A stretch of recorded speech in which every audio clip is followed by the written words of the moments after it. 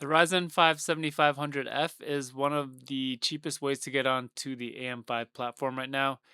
It's a pretty good gaming chip. It's a 6 core, 5 gigahertz chip that gets really solid gaming performance. I personally like the F series chips because they cut out the integrated graphics.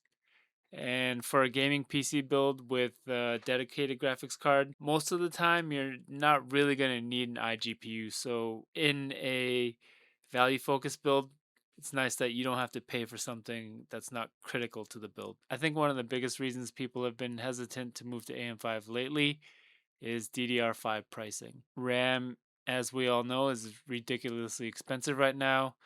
And I've had a lot of people asking if they can get away with buying 16 gigs today and just adding another kit later when prices come down, or when they can save up for another kit, or when it just makes sense for them to get more. For the graphics card in this build, again, this is another good value pick. The 4060 is only a generation behind, and you still get all the modern NVIDIA features. And if you look around for a little bit on the used market, you can usually find one for 200 to 250. So I wanted to see how a modern, cost-effective, value-focused build like this would actually perform in 2026. And actually, it's way better than I expected.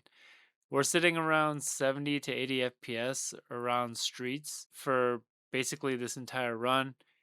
And surprisingly, it felt really smooth the entire time. The 1% lows, you can see they're really nice across the entire map and across different areas, whether it's a heavily populated area with a lot of assets or just kind of running into an empty zone. It didn't really feel choppy at any point. Considering how demanding Tarkov has always been, I have to give BSG some credit here.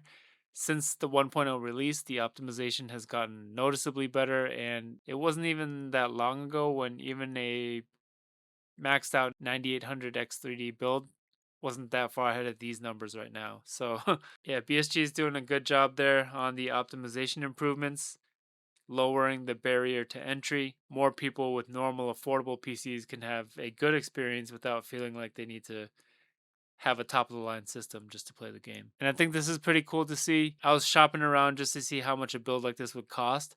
The CPU, motherboard, and RAM here ends up costing about the same as buying a 9800X3D or 9850 by itself. Obviously, those X3D chips are in a completely different league performance wise, but I think it's impressive what you're getting for the money here compared to a maxed out build. Obviously, the FPS would be higher, but the cost to performance ratio is really good on this build compared to a maxed out build, if that makes sense. Even though the 16 gigs is basically maxed out the whole time, like I said, I wasn't getting stutters or hitching that I expected. It actually stayed pretty smooth the entire session. And the good thing with the build like this is that you're not painting yourself into a corner either. Later on, you can throw in another 16 gigabyte kit, or if you really want a big jump, drop in a 7000 or 9000 series X3D chip, and you're good to go. So the performance is solid here, but you have some options on an upgrade path. So lately, I've been trying something a little different with this type of format. Instead of letting the gameplay footage just play or doing a full scripted review, I wanted to put together different types of builds, show the performance, and just talk over the gameplay while giving my honest thoughts. So let me know what you guys think of this format. If you guys like it, if you don't like it, anything you'd want to change, leave that feedback in the comments. I'm always trying to improve the videos and make stuff that's actually useful for you guys. So that'd be really helpful. I'd love to hear from you. As always, thanks for watching, and I'll see you in the next one.